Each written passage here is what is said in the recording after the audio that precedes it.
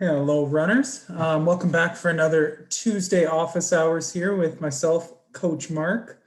I'm super pumped this week because personally, I'll be running a 5K race this coming Thursday, going after a personal best here. So put in a nice block of strength and running over the last bit, and we'll see what that brings to fruition on Thursday. I'll give you an update on my office hours next week on how that went, but feel like I'm ready to go. So yeah. So this week I wanted to talk about, I've talked about the other three kind of pillars of peak performance the last 3 weeks in strength training, recovery, and the training principles. But this week I wanted to talk a little bit about nutrition. So I am by no means the main expert in this area, but I like to think that over myself, research, and just picking the brains of a lot of different experts who are in this area. I've learned a lot of good tips and tricks that I think you will find helpful to help optimize your performance.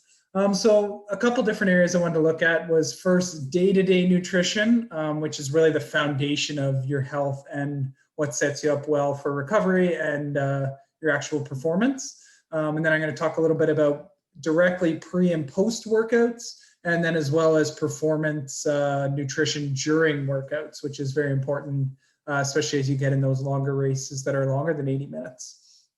So when we look at day-to-day nutrition, some of the things that I've found to be really sustainable and helpful in my performance over the last little while.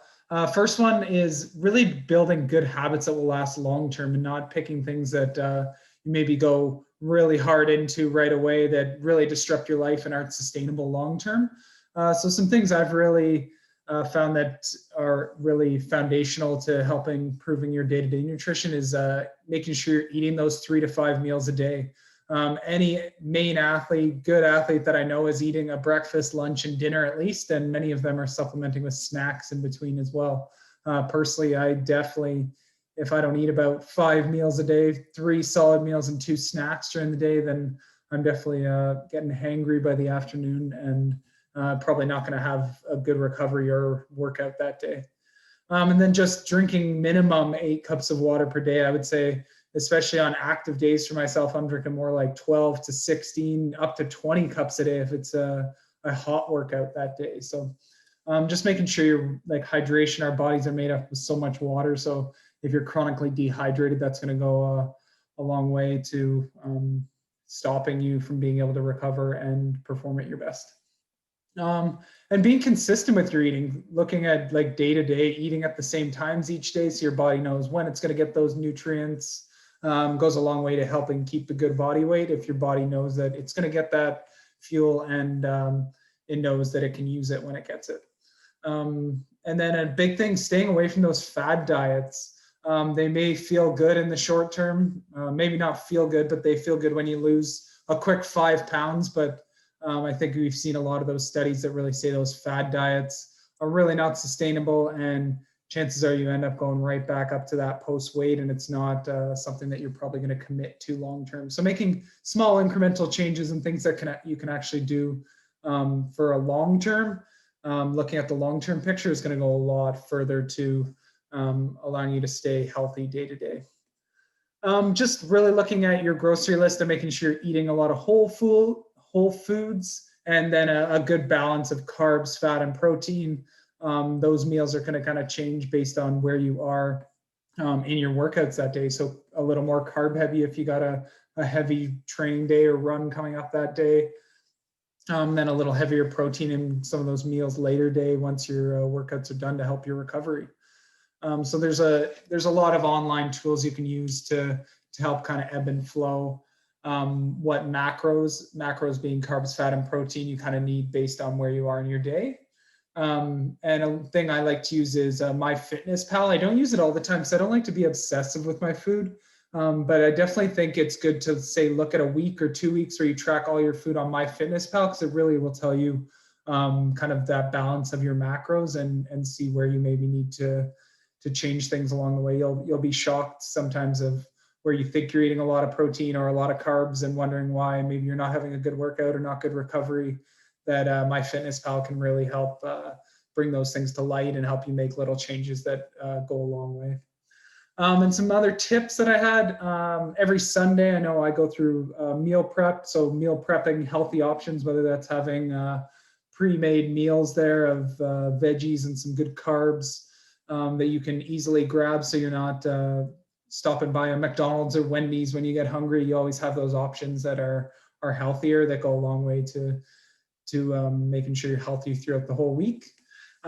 Keeping those unhealthy foods out of the house, if it's kind of that out of sight, out of mind type of mentality. I know personally, if I got a load of chocolate bars sitting in the cabinet over there, then they're on my mind, and I'm probably more likely to have them throughout the week.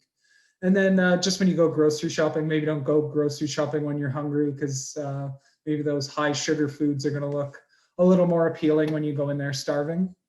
Like I said, I am not the be-all end-all expert for nutrition. So go see a registered dietitian or your naturopath, or even take part in our 4-week course on healthy eating that's coming up, that Coach Kristen's running. That's the week of, it actually starts this week. The deadline is tomorrow, which is November the 4th. But you can always shoot me a message after if you miss this deadline, or watch this video after, and I can always share with you that resource, because it's going to take you through a bunch of recipes, grocery lists, things like that can really put you on the right track to making long-term gains with your nutrition. So around workouts, really thinking about where your fuel lies pre and post runs. So pre-runs, you really want to think about carbs, the fuel for your work, and really trying to get a good carb-heavy meal in 2 to 3 hours before your activity. Doesn't need to be a massive one, but just something to top up those stores and allow your body to digest it before you run. So I like something along the lines of 2 pieces of toast with a light spread of peanut butter, and maybe a banana if I need it as well, especially if I'm doing kind of a longer run. I would say I have a banana, but say if it's a weekday run and I'm running at 5 o'clock, maybe at 3 o'clock, I'm having those 2 pieces of toast with peanut butter. And I find by the time I get there, I'm ready to go for the run. And then post-workout, I've mentioned it a bunch of times, but trying to get instantly within as quick as you can, that 20 to 30 grams of protein just kind of sets the basis, starts that recovery. So try and keep something close. I know when I go to the gym or I finish a run, I make sure I have even some protein powder in a bottle that I can just add water to and shake up and be ready to go, or like a protein bar. It's just making sure that you have things on hand. So say you have to drive 30 minutes, or you get pushed off to a family function right away, and you don't get a chance to eat a good meal or get some of this protein in, that you at least have that basis, and you kind of got the bare minimum to start your recovery. But these things are also great to kind of tide you over until you get to make an actual meal. And then performance during. So a lot of the plans we have here are shorter in that they're races that are less than an hour. So performance during isn't a huge issue if you've taken care of this day-to-day nutrition, as well as this pre-run nutrition, making sure that you're carved up and well hydrated going into your run.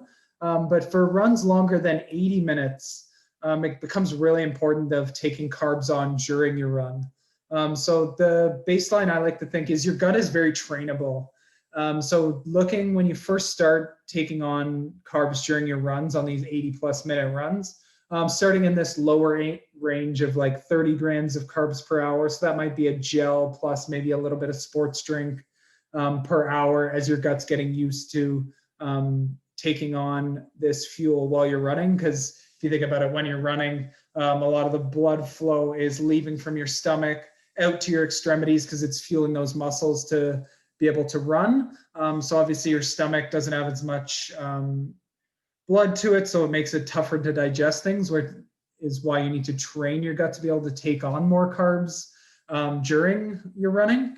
So starting in that 30 grams, and maybe each week you add 5 grams of what you're taking per hour, and with a goal of when you get to your race of being able to take on, say, 50 grams of carbs per hour. Because I can tell you, if you have these grams of carbs in your system late in a race, especially a longer race, it will go so far to helping you being able to hold that pace late in a half marathon or a marathon, and being able to finish strong and not taper off. You've done the training for it, so you would hate to leave something like nutrition as the reason why you didn't reach your goal, because you didn't have enough fuel on board late in the race. So for a sample, say if somebody's running a 4-hour marathon, they would be taking in about 4 to 5 gels during the race. And that's even after making sure they have that 2 pieces of toast with peanut butter or banana, and they're topping off with a sport drink right before their race. You would still want to take in 4 to 5 gels. So say on every like 30 or 40 minutes within that race, they could be sipping on that gel, taking it in, making sure they're keeping those carb stores up, because running is such a sugar burning activity. So making sure that you have those carbs on board goes a long way. So some things I like to use, dates. I actually really like those, especially for my training runs. I'll take a couple handfuls of dates in like a Ziploc bag and just eat them as I go along. Sport gels, they're great in a race, especially if you have aid stations that supply you water. You can be taking in that gel and a swish of water and on to the next one, especially because that water is available every couple kilometers. But obviously on training runs, you could use the gels as well, and carry bottles with you. There's some good waste bottles on there. And then sport drinks, so things like a Gatorade, or you can get the powders that go into drinks as well that are carb heavy. I've used some in the past, like F2C or Infinite, and they're awesome. You just put 1 or 2 scoops in there, and it's usually 25 to 50 grams of carbs in the drink, and you just know, keeping it simple in the race, you need to make sure you drink that within each hour, and it kind of makes it more manageable, especially when you get race brain going on and you forget to fuel, or you're really in the moment. Being able to focus on something as simple as just taking in 1 bottle during that hour, it makes it manageable. And especially in these longer races, having those carbs on board makes such a huge difference. So those are kind of some of my tips that I had for nutrition here. So that's all I have for today. So next week I was going to talk a little bit about motivation and kind of the mental side of sport that definitely goes a long way in both your training and getting the most out of yourself in a race day. So that'll be my final office hours as part of this running program here. So tune in next week, Tuesday, 10 a.m. You can always hop on these Zoom calls and ask me any specific questions you have, or just shoot me a message on Instagram or via email. I'm always happy to help and talk about running, as I'm sure you can tell from these. So best of luck with your running and training, and we will see you next week. Thanks for coming by.